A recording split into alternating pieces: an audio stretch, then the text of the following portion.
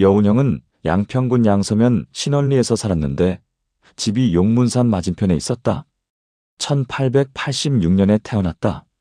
인물이 호방하고 쾌활하여 거리낌이 없었으며 키가 5척 7촌이었고 양쪽 눈동자에 흰 티가 있었다. 어려서 한문을 배웠다. 20세도 안 되어 아버지가 돌아가시자 어린 동생 여운홍과 함께 효성으로 어머니를 모셨다. 성장한 뒤에 서울로 가 흥화학교와 우체학교에서 공부하였다. 1904년에 고향으로 돌아가 광동학교의 교원이 되었고 이어서 강릉 의숙에 몸담았다. 이 즈음 기독교가 흥성하는 것을 보고 기독교 신자가 되었다. 미신이라 하여 신주를 땅에 묻자 친척과 마을 사람들이 모두 성내어 꾸짖었지만 여운형은 개의치 않았다. 1907년에 고종이 자리를 물려주자 여러 적들이 군대를 없애버렸다. 나라가 망하는 순간에 처하자 사방에서 의병들이 봉기하였다. 뜻있는 선비들 또한 의병을 일으켜 여운형에게 맹주가 되어달라고 청하였으나 보탬이 되지 못할 것이라는 이유로 사양하였다. 다음 해에 서울로 이사하여 말하였다. 서양의 선진 문명을 받아들이려면 서양의 언어를 알아야 한다. 그리고 영어 공부에 더욱 힘쓰기 위해 인사동 장로회의 중앙예배당을 찾아가 전도사가 되었다. 1910년에 천하의 대세가 이미 기울어진 것을 보고 말하였다. 오늘날 우리가 할 수 있는 것은 조선언을 고취하여 다음 기회를 기다리는 일에 불과하다. 그리고 사방을 왕래하면서 청년들을 모아 연설을 일삼았다. 이때에 평양에 어떤 미국인이 신학교를 세웠다는 소식을 듣고 찾아가 신학을 공부하였다. 당시 서양에 마침 전쟁의 기운이 크게 일었다. 여운형은 말하였다. 이번 세계대전이 종식되면 세계는 틀림없이 평화롭게 되고 압박을 받던 민족들에게는 장차 좋은 기회가 될 것이다. 그리고 아우 여운홍을 미국으로 유학 보내 그곳의 형세를 살피게 하였다. 1914년 가을에 가족을 이끌고 중국 금능으로 가 대학에 입학하였다. 이는 단지 금능의 대학 수준이 조선보다 높을 뿐만이 아니라 서양인이 조선에서 선교할 때 조선인의 처지를 고려하지 않고 완전히 서양인 생각 위주로 하였기 때문이다. 여운형이 이 점을 싫어하여 중국에서 공부하여 조선의 기독교를 개선하고자 하였다. 그곳에 도착하여 보니 금능대학에는 신학과가 없었다. 3년간 영어를 배우고 상해로 갔는데 미국인이 경영하는 협화서국에서 여운형을 판매주임으로 삼았다. 얼마 후 동방대학의 영어 교원으로 초빙되었다. 1918년 8월에 터키에 청년당이 있음을 알고 동지 조동호, 김철, 선우혁, 한진교 등과 상해 프랑스 조계 페릉노, 기링리의 장덕수의 집에 모여 하나의 당을 조직하였다. 그 이름을 신한청년당이라 하고 서무, 교제, 재무의 3부를 설치하여 국권 회복을 도모하였는데 여운형은 교제부 이사가 되었다. 이해에 세계대전이 끝나고 각국의 대표들이 프랑스 파리에 모여 평화회의를 열었는데 미국 대통령 윌슨은 인도 정의와 민족 자결을 주창하였다. 11월에 미국에서 특사 크레인 찰즈 리처드 크레인을 중국에 보내 회의에 참석하게 하자 중국 유지 1000여 명이 칼튼 카페에 모여 크레인을 환영하고 인도와 정의를 거론하며 국제적 오해에 대하여 장황하게 말하였다. 이에 세계의 흐름이 모두 이 방향으로 쏠렸다. 당시 우리 동포로는 여운형이 홀로 참석하여 그 말을 듣고 더욱 감격하였다. 회의가 끝나자 여운형이 크레인에게 잠시 만나자고 청하여 자신의 생각을 밝혔다. 밤에 여운형이 돌아와 당원들과 조선의 4000년 역사와 고유 문화를 자세히 거론하였다. 그리고 조선이 동아시아 정세에서 차지하는 중요한 위치와 오늘날의 상황을 영문으로 써서 독립청원서 2통을 작성하였다. 장덕수, 조동호 등이 여운형에게 신한청년당 총무 여운형이라고 쓰게 하였다. 1919년 1월 10일 김규식 박사에게 청하여 조선 대표로 삼아 파리에 파견하려 하였다. 당시 중국은 상해 평론 잡지 주필 밀러드를 대표로 하였다. 이때에는 김규식이 아직 상해에 도착하기 전이었는데 여운형이 먼저 밀러드를 찾아가 청원서를 갖다 주며 말하였다. 공이 지금 파리로 가시니 만일 조선 대표가 출석하지 못하거든 공은 이 문서를 가지고 한 분은 미국 대통령에게 올리고 한 분은 회의에 제출하여 우리 조선이 국제사회의 일원이 되게 하기 바란다. 여운형과 장덕수가 또 만주, 러시아, 조선, 일본에서 큰 운동이 일어나게 하고자 하였다. 장덕수는 조선에 도착하자 손병희, 이상제를 만나 그 의의를 알리고 다시 일본으로 가 여러 동지를 만났다. 여운형은 남북 만주와 러시아를 두루 다니다가 다음해 3월 15일에 봉천에 도착하였다. 일본 유학생들이 도쿄에서 처음으로 일어나 소리 높여 독립만세를 불렀다. 그리고 3월 1일에 조선에서도 서울을 시작으로 각 지방에 이르기까지 모두 일어나 소리 높여 만세를 부르니 그 소리가 천지를 진동하였다. 상해에 도착하니 현순, 최창식, 신익희는 조선에서, 신규식은 중국 항주에서, 여운홍은 미국에서, 이광수는 일본에서 상해로 왔다. 여운형이 여러 사람들과 상해, 프랑스 조계 합의로 정회소로 가 조선 안팎에서 모은 자금 10만 원을 31운동에 지출하고 영문 잡지를 통하여 이 사실을 세상에 알려 조선을 세계 각국에 소개하였다. 그리고 파리의 김규식과 미국의 이승만에게 이 사실을 알렸다.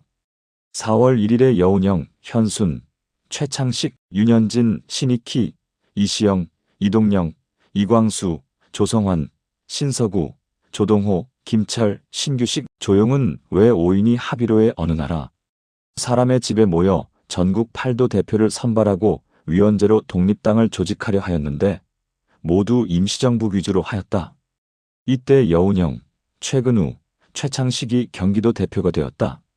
10일 대표들이 모여 회의를 열어 헌장을 제정하고 정부의 명칭을 대한민국 임시의정원이라고 하고 부서를 정하였다. 여운형은 외교총장이 되어 정부의 명령으로 프랑스 영사 윌데너아일던을 찾아가 조선 독립에 관한 문제를 프랑스 정부에 알렸다. 5월 안창호가 미국에서 돌아오자 모두 크게 기뻐하였다. 6월에 조직을 고쳐 부서를 확대하고 이승만을 대통령으로 추대하였다. 이때에도 여운형이 외교부장에 임명되었다. 여운형이 말하였다. 내가 만일 외교부장직을 맡으면 활동하기에 불편하다. 그리하여 교민단장 및 신한청년당 총무로 삼았다. 이때 이동휘, 김립, 김만겸, 김한영 등이 상해로 들어왔다. 원래 이들이 러시아에 있으면서 고려사회당을 조직한 적이 있었다. 그러므로 임시정부에 비로소 공산주의 계열이 생기게 되었다.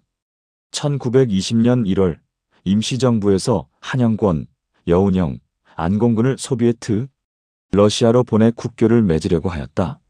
전에 이동휘가 임시정부의 여러 사람과 뜻이 서로 맞지 않았는데 이때에 외교사절을 보낸다는 소식을 듣고 말하였다. 한영권이 일찍이 러시아 수도를 왕래하였으니 이번 사절은 한영권 한 사람이면 충분하다. 임시정부에서 이동휘의 말에 따라 한영권만 보냈다.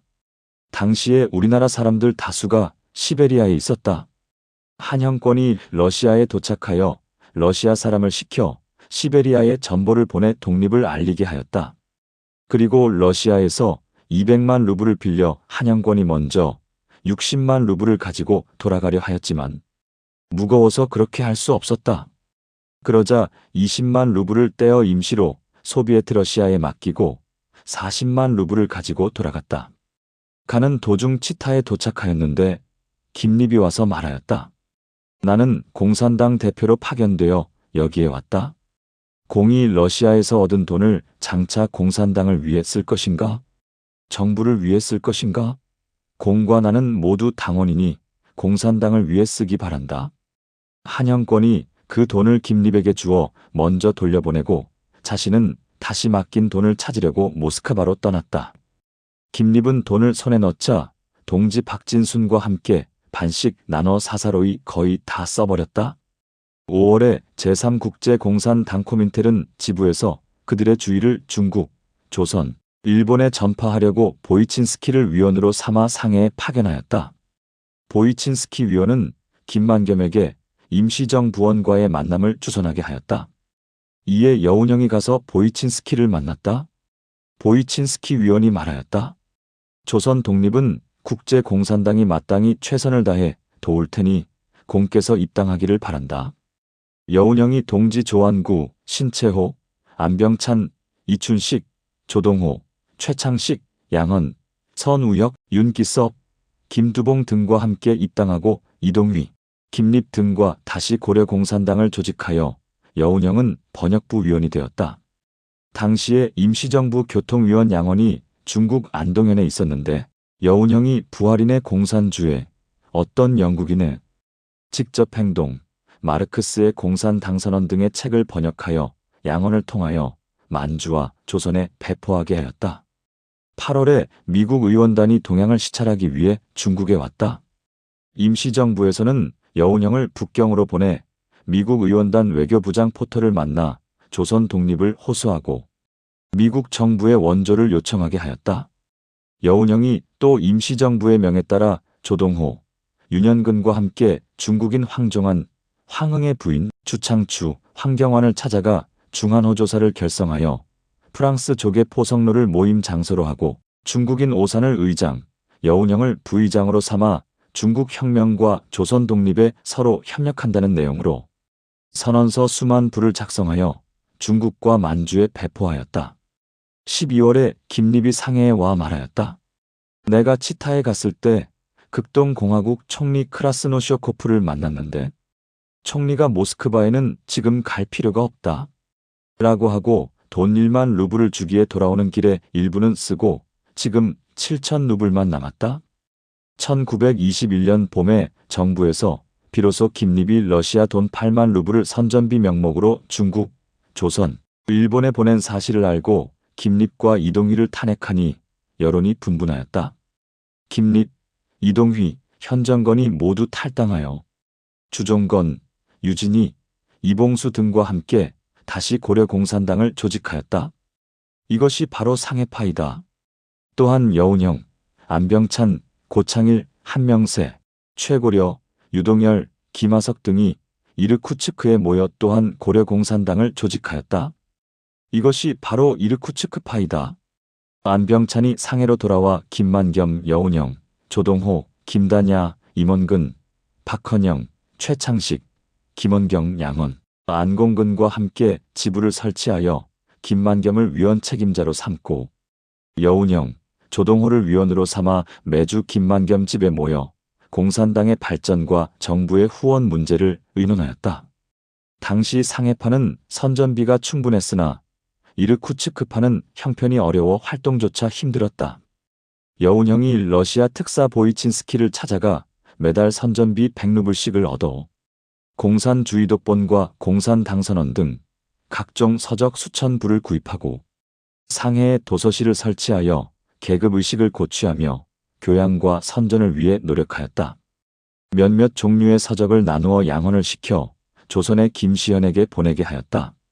이즈음 고려공산당이 마침내 둘로 나뉘었고 김립 사건 이후로 국제공산당이 모두 불신하여 다시는 비용을 지급하지 않았다. 이때 일본의 하라 타카시 내각이 임시정부에 관한 말을 듣고 그 실상을 파악하고자 척식국장고가 렌조를 통하여 여운형을 도쿄로 초청하였다. 정부에서 그 말을 듣고 모두들 분연이 안 된다고 하였다. 여운형이 말하였다. 한번 일본으로 가서 그들의 실상을 살펴보는 것도 나쁘지 않다. 그리하여 마침내 도쿄를 방문하기로 결정하였다. 혹시 변고가 있을까 하여 영국, 미국, 프랑스 총영사를 만나 보호를 요청하였다. 배를 타고 출발할 때 동지 장덕수가 마침 제주에 유배되었는데 여운형이 알선하여 유배를 풀고 장덕수와 함께 덕적도로 가 사촌 동생 여운이를 만났다. 일본에 도착하여 여러 신문 기자들이 제국 호텔에 모이자 여운형이 조선 독립을 주제로 한바탕 연설하였다. 그곳에 모인 자들이 모두 당황하여 어쩔 줄 몰라 하고 관원들도 감히 어쩌지 못하였다. 여운형이 간다에 도착하자 100여 명의 유학생이 조선 청년회관에 모였다. 여운형이 또 독립을 거론하여 연설하며 시간을 보냈다. 여운형이 도쿄에 2주간 머무는 동안 조선 총독부 정무총감 미즈노 렌타로, 도코나미 타케지로, 다나카 기이치가 여운형을 찾아와 만났다. 다나카 기이치가 군대를 이끌고 와 위협하였으나 여운형은 조금도 두려워하지 않았다. 며칠 뒤에 고가 렌조가 여운형을 만나 설득하며 말하였다. 공이 해외운동에 관여하지 않고 조선에서 자치를 하고자 한다면 우리 일본 정부가 30만 원을 주겠으니 그럴 마음이 있는가? 여운형이 받아들이지 않았다. 고가 렌조가 말하였다. 공이 남북 만주로 가 개척에 종사한다면 일체의 사물을 위임할 테니 그럴 마음이 있는가?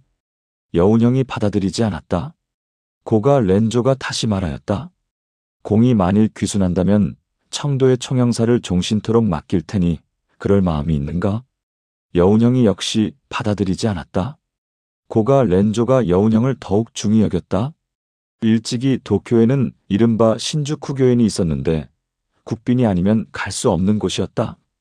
하루는 고가 렌조가 여운형을 데리고 그곳에 가자 이때부터 일본의 귀족들이 이를 문제 삼았고 박열 사건 때처럼 한때 정계의 여론이 분분하였다. 이에 밀정들이 다투어 여운형을 체포하려 하였으나 뜻을 이루지 못하였다. 당시 우리나라 사람인 선우 아무개가 밀정 노릇을 잘하여 도쿄에서는 그를 귀재라고 불렀다. 여운형이 상해로 돌아오자 선우 아무개가 자청하여 상해로 쫓아와 여운형을 체포하기 위해 온갖 계책을 다 썼다. 하루는 대동공사 3층 누대 위에서 도리어 여운형에게 농락당하여 비밀 서류를 모두 빼앗기고 겨우 목숨만 건질 수 있었다. 이에 앞서 임시정부가 두 파로 나뉘어 서로 알력이 있어 통일을 이루지 못하였다. 여름에 안창호, 여운형, 김규식 등이 북경의 박건병, 만주의 김진산을 불러 국민대회를 열어 조정하려 하였으나 자금이 없어 시행하지 못하였다. 1922년 11월에 제3국제공산당이 동아시아의 약소민족들을 청하여 모스크바에 모이게 하였다. 이것이 바로 이른바 극동피압 박민족 대회이다. 이때 대한민국 정부 대표 김규식, 고려공산당 청년의 대표 임원근, 김다냐, 박헌영, 애국부인의 대표 김원경, 권애라 등 수십 명이 출석하였다. 여운형은 신한청년당 대표로서 한편으로는 국제공산당의 실용주의를 살피고 한편으로는 조선 독립을 이루기 위해서는 마땅히 국제사회에 알려야 한다고 생각하여 또한 대회에 참석하였다. 중국, 몽고, 자바, 일본 대표들이 각자 의장을 선출하였고 우리나라도 여운형을 조선 의장으로 선출하였다. 각국이 말하였다. 조선 계급운동은 시기상조이니 후원하여 단일 운동전선을 구축하는 것이 낫다. 여운형은 레닌을 만났다. 돌아오는 길에 여운형, 엄창헌, 조동호, 최석순, 이유필, 김구 등이 프랑스 족의 합의로 보강리 조상섭의 집에 모여 말하였다. 만일 독립하려면 10,000명의 군사를 길러야 하고 군사를 기르려면 군비 100만 원이 필요하다. 그리하여 한국노병회를 조직하여 격리, 교육, 노공, 군사 사부를 두었는데 여운형은 교육부장직을 맡았다. 12월에 국제공산당이 이르쿠츠크파와 상해파 두 파의 갈등을 보고 이르쿠츠크파의 강경선, 장건상과 상해파의 현정건을 불러 베르프네우딘스크에서 만나 조정하였으나 알력이 더 심하여 회의를 열지도 못한 채 그만두었다. 또 조선 대표로 윤자영과 조봉암을 모스크바에 불러 조정하였으나 윤자영은 상해파를 두둔하고 조봉암은 이르쿠츠크파를 두둔하여 마침내 갈등을 조정하지 못하였다. 국제공산당이 말하였다. 해외에 있으면서 당쟁만 하니 조선으로 돌아가 다시 신공산당을 조직하는 것이 낫다. 그리고 고려공산당의 해산을 명하였다.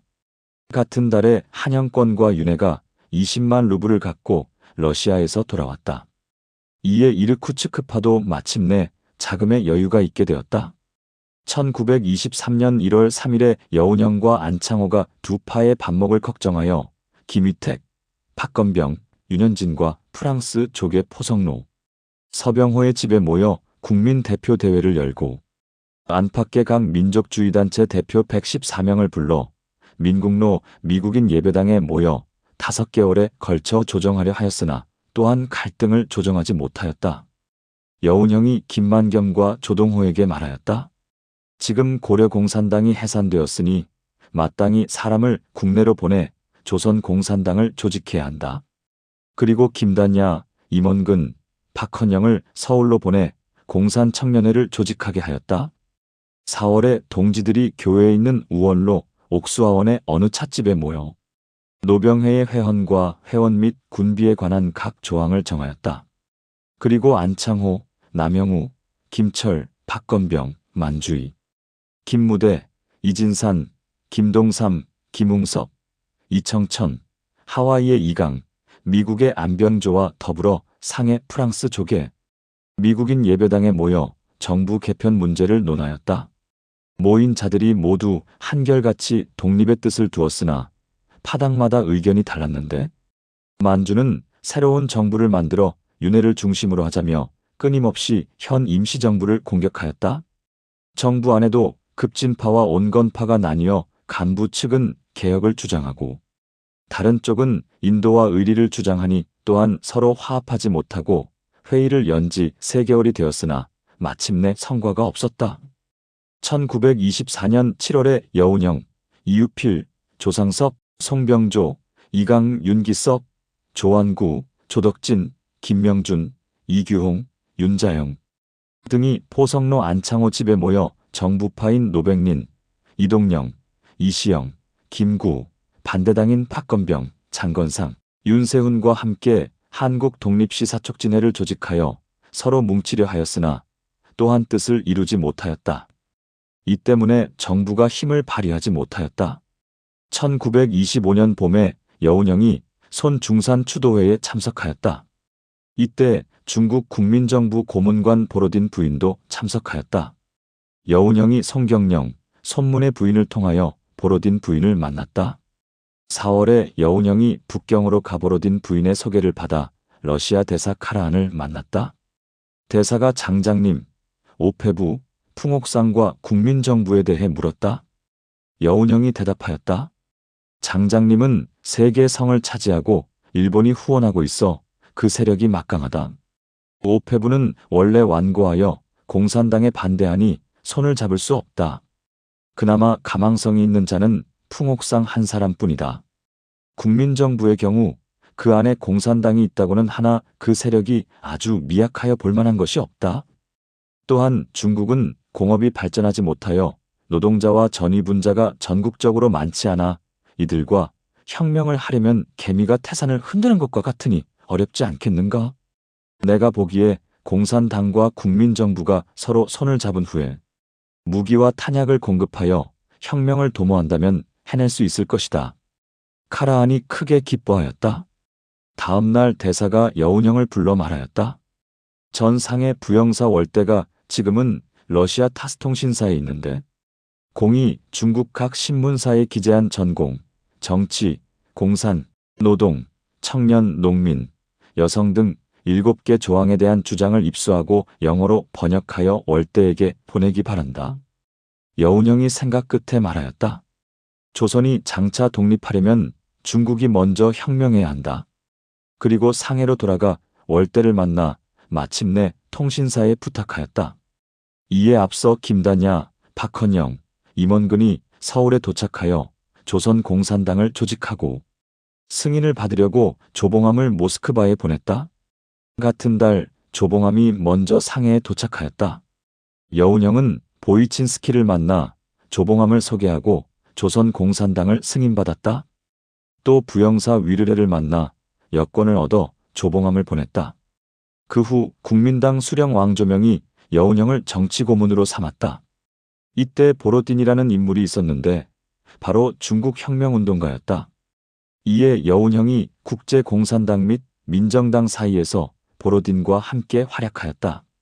10월에 조선공산당이 유학생 권오직 등 17명을 상해에 보냈다. 여운형이 위르레에게 이들을 러시아 선박에 태워 블라디보스토크로 보내 조선공산당을 위해 연락하도록 알선해 줄 것을 요청하였다. 1926년 1월 국민당 제2대회가 광동에서 열렸다. 여운형은 왕조명의 초청으로 광동으로 가 왕조명과 함께 보로딘을 만나 국민당 지도 방침을 의논하였다. 18일에 여운형이 대회에 참석하여 국민당이 중국에서 혁명한다면 나는 죽음도 불사하겠다 라고 생각하고 이것을 주제로 일장 연설을 하자 듣는 이들이 모두 갈채를 보냈고 이로 말미암아 여운형이 광동에 한 달 동안 머물렀다. 7월에 여운형과 안창호가 정부의 재정이 부족한 것을 알고 동지 100여 명과 함께 프랑스 조계 3일당에 모여 정부 후원회를 조직하여 각자 낸 돈 400여 원을 정부에 헌납하였다. 11월에 민국 정부가 북쪽으로 무창을 공격하여 점령했을 때 보로딘이 여운형에게 전보를 보내 먼저 무창으로 가 두루 살펴보게 하자 여운형이 바로 달려갔다. 12월에 무창에서 환영회가 있었다. 이때 참석자가 수천 명이었다. 여운형이 귀빈으로서 축사를 하여 국민군에게 사기를 푹 돋워주었다. 다음 해인 1927년 3월에 국민군이 저장성에 들어갔다. 여운형이 위를 해 중국 공산당 대표 구추백 러시아 군사 고문과 함께 뉴영딸 집에 모여 국민당으로 하여금 노동자, 학생 등과 편의대를 조직하여 총파업하고 봉기를 일으켜 선전방을 몰아내게 하였다.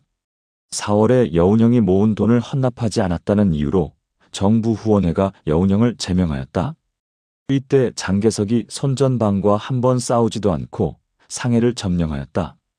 이는 모두 중국 공산당과 국제공산당 두 당의 공이었으나 장개석은 편의대에 명하여 무장 해제하고 공산당원을 잡아 죽였다.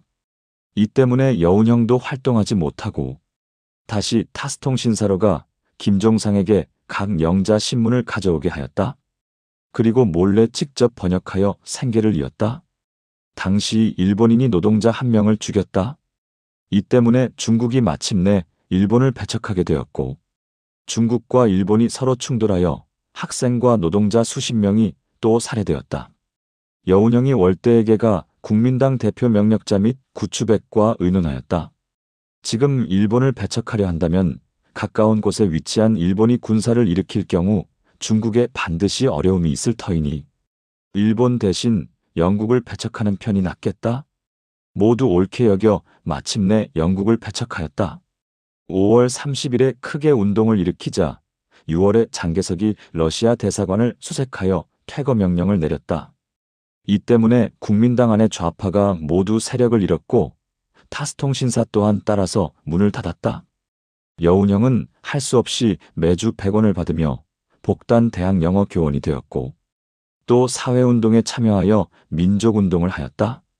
1929년 5월에 여운형이 야구단을 이끌고 남양의 여러 섬나라를 돌며 7일간 머물렀는데 필리핀 마닐라에 갔을 때 수백 명을 모아놓고 백인들의 침략을 거론하며 4차례나 연설하였다. 영국 경찰이 여운형을 미워하여 여권을 빼앗고 감옥에 가두자 현지 인사들이 여론을 일으켜 항의하여 마침내 석방되었다. 상해로 돌아올 때 영국과 일본 양국의 경찰들이 상해 부두로 나가 체포하려 하자 동지 하나가 먼저 사람을 보내 이 사실을 알렸다. 여운형이 도중에 작은 배를 타고 가 마침내 무사할 수 있었다. 6월 4일에 일본 규슈 대학 야구단이 상해 구락부와 대마로 경마장에서 만나 경기할 때 여운형도 가서 관람하였는데 일본 경찰이 여운형을 체포하였다. 프랑스 사람이 여운형을 위해 일본 경찰을 꾸짖고 동포 청년들이 구하려고 맞서 싸웠다. 일본 경찰은 영국 경찰의 지원을 받아 마침내 여운형을 체포하였고 청년 40명도 모두 체포되었다.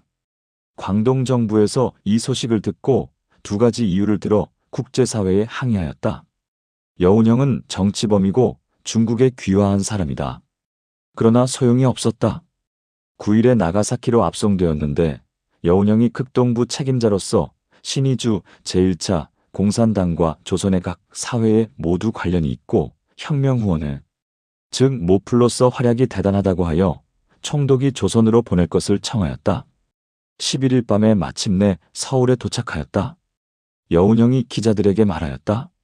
내가 해외에서 15년 동안 지내면서 하나도 성공하지 못하고 이렇게 귀국하였다. 우리 사회에 대하여 실로 면목이 없는데도 인사들이 모두 나를 이처럼 위로하니 진실로 몸 둘 바를 모르겠다. 경기도 경찰부장 사카모토가 말하였다. 내가 나가사키로 여운형을 만났는데 말도 없고 웃음도 없이 굳건히 차 안에 앉아있는 모습이 태산처럼 장중하여 내가 저절로 위압감을 느꼈다. 여씨는 정말 대인이다. 죄인을 압송할 때 모두 수갑을 채우는 것이 통례이나 지금 내가 수갑을 채우지 않았으니 이렇게 하기는 여씨가 처음이다. 조선일보 기자가 물었다. 공이 중국의 극좌파와 깊이 관련이 있어서 장개석파가 모두 미워한다는데 그렇습니까? 여운형이 말하였다. 내 일찍이 왕조명의 고문이었기 때문에 이런 말이 있었던 듯합니다. 그러나 국민정부 우파 또한 나를 좋아하는 자가 적지 않으니 틀림없이 이런 이치는 없을 것입니다. 기자가 물었다. 무슨 근거라도 있습니까? 여운형이 말하였다. 지난번 남양을 두루 돌아다닐 때 나는 영국과 미국 등 자본주의 나라 사람들이 약소민족에 대하여 비할 수 없을 정도로 잔악하게 착취하는 것을 보았습니다. 그래서 이번 가을에 다시 남양으로 가 장차 아시아 약소민족 대회를 조직하여 단결하려고 합니다. 장개석이 이 소식을 듣고 사람을 보내 함께 일하기를 청하였으나 내가 왕조명과 이미 약속했기 때문에 허락하지 않았습니다. 12일에 경기도 경찰부 고등과 다나베와 신의주 가얀의 두 경부가 공동으로 신문하여 16일에 검사국으로 보냈는데 그 조서는 300매에 불과했다. 7월 2일에 법원검사 나카노, 복심법원 검사장 구사마, 고등법원 검사장 나카무라가 서로 협의한 뒤에 재령과 치안유지법 위반으로 예심에 넘겼다. 1930년 음력 3월 12일에 공판이 열렸다. 검사 이토가 말하였다. 여운형은 4가지 죄가 있다. 첫째, 신한청년당, 둘째, 임시정부, 셋째, 고려공산당, 넷째, 노병의 사건이다. 이 4사건은 모두 치안을 방해하고 재령을 위반하였다. 치안유지법에 관한 것은 예심에서 비록 공소를 면했으나 임시정부와 노병회의 일은 그 죄가 치안유지법과 재령에 관계된다. 그리고 5년형을 구형하였다. 여운형은 체포되기 전후에 늘 태어나였으나 공판에 이르러 두 눈에 눈물이 줄줄 흘렀으니 무슨 감정에서 그랬는지 알 수 없었다. 판결에 이르러 재판장 가네가와가 다만 재령 위반으로 3년을 선고하였으니 미결 기간 150일이 포함되었다. 검사장 카사이가 치안유지법 위반을 적용하지 않은 것에 노하여 갑자기 항소하였다. 처음에 여운형이 형기가 길지 않음을 보고 그냥 복역하려고 생각하였으나 그렇게 할 수 없었다. 여운형은 수감 중에 신경이 쇠약해져 초췌한 모습이었고 귀가 잘 들리지 않아 신문하면 매번 귀를 기울였다. 아침 일찍부터 방청하러 온 자들이 400여 명이나 되자 공안에 방해된다 하여 가족과 특별한 사람들만 입장이 허가되었다. 특별한 사람이란 법원장 오가와, 복심법원장, 검사장, 재판소 판검사, 경성제국대 교수 등이었다. 재판에서 재령과 치안유지법 2가지 법을 모두 적용하여 역시 3년형을 선고하였다. 살피건대 우리 임금은 나라에 있어서 같은 부모가 아니며 우리 백성은 나라에 있어서 같은 형제가 아니겠는가? 그러나 남들은 모두 부모가 있는데 우리만 홀로 부모가 없으며 남들은 모두 형제가 있는데 우리만 홀로 형제가 없구나. 자양의 강목에 이르기를 왕망이 한 왕조를 빼앗자 광무제가 한 나라를 중흥하였으며 조비가 사냥공을 패함에 소열제가 황제의 자리에 올랐다. 진나라의 회제와 민제가 나라를 망치자 진나라 원제가 나라의 기반을 이었다. 송나라의 휘종과 흠종이 피란을 떠나자 송나라 고종이 왕통을 계승하였다. 라고 하였다. 지금 상해 임시정부는 여운형, 장덕수 등과 같은 지사들이 무리들이 나라를 망친 것을 보고 울분이 쌓여 해외에 대한민국 정부를 세워 조국을 위해 힘을 다하는 터전으로 삼은 것에 불과하다. 이것은 나라를 다시 일으키거나 왕통을 이었다고 할 수는 없으나 수년 이래 볼 수 없었던 대한이라는 2글자를 다시 세상에 드러냈으니 4,000년 역사상 유례를 찾을 수 없는 기쁜 큰 사건이 아니겠는가? 그러나 당당한 대안으로서 우리 고국에서 나라를 계승하지 못하고 다만 남의 조계에 의탁하였다. 슬프다. 우리 형제, 백성, 모든 벗들은 기꺼이 혼란에서 벗어날 것을 생각지 않고 두려워만 하는구나. 오직 나와 내가 고국으로 돌아가 조국을 회복해야 하는데, 저 이동휘와 김립의 무리는 큰 뜻을 잊고 작은 원한만을 생각하여 타국의 조계에 자리 잡은 대안마저도 없애려 한다. 옛사람의 어느 시대인들 현자가 없겠는가? 라는 말은 이를 두고 한 말인가 보다. 예로부터 국가가 융성할 때에 차이가 없지 않았으나 마음이 하나로 공을 위하였고, 국가가 쇠할 때에 차이가 없지 않았으나 마음이 천갈래 만갈래로 살을 위하였다. 경쟁심을 부추기고 이기려는 기세를 고무하여 모두 자신은 낮추지 않고 마침내 앞서려고만 한다. 이는 국가의 명맥에 관련된 일이라 사람들을 잘 이끌어 설득하고 서로 좋은 관계를 맺을 수 있도록 조정해야 하는데, 지금 그 적임자가 없는 것이 한스럽다. 동포여, 동포여. 가슴속에서 사라는 한 글자를 지워버리고 힘을 합쳐 단결하자. 국권을 회복하고 독립하여 조계를 떠나 고국으로 돌아간다면 틀림없이 우리에게도 부모 형제가 있게 될 것이다. 아, 우리 동포들은 이런 것은 생각지 않고 서로 끊임없이 싸워 스스로 망하는 데 빠지려 하니 이는 어질지 못한 것이며 생각이 없는 것이로다. 또한 김립은 일찍이 공산당에 몸담은 자로서 러시아 자금을 횡령하여 대업을 위해 쓰지 않고 다만 사적으로 써버렸으니 공산주의란 과연 이런 것인가? 여운형은 일본에 갔을 때 일본에서 30만 원을 주는 것도 받지 않았으며, 한영권은 러시아 수도에 갔을 때 60만 원을 갖고 있으면서도 사적으로 쓰지 않았으니 저 김립은 도적으로서 말할 가치조차 없다. 만일 해외 동포들이 모두 한영권과 여운형 두 사람만 같다면 독립은 틀림없이 어렵지 않을 것이다. 그러나 우리 동포가 단연간 해외에서 생사를 돌아보지 않고 밤낮으로 고심하는 것은 일본을 배척하고 복수하는 데 불과하다.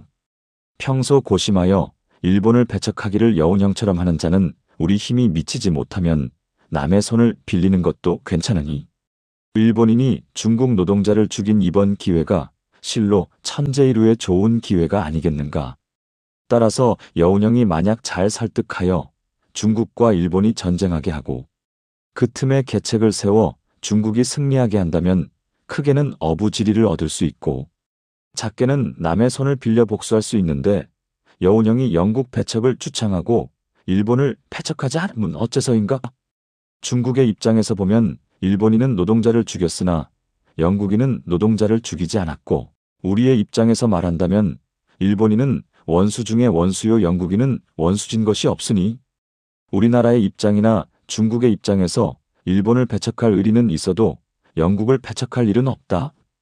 여운형은 다만 중국이 일본의 침략을 받게 하려면 마땅히 일본을 배척해야 하는데 배척하지 않았고, 영국을 배척하지 말아야 하는데 배척하였다. 일본이 군사를 동원하지 않는다면 중국에게는 좋은 계책이지만 여운형에게는 실책 중에 실책이 아니겠는가? 큰 도둑질을 한 자는 사형에 처한다. 라는 말은 진실로 유래가 있다. 우리에게도 그런 법이 있으니 김립이 러시아 자금을 횡령하고 대업을 돌아보지 않은 것을 통렬하게 다스렸어야 한다. 공산주의자가 비록 하루라도 빨리 공산화를 하려 해도 자본주의자를 죽이지 못하지만 먼저 김립 같은 무리를 처단하는 것은 가능하다.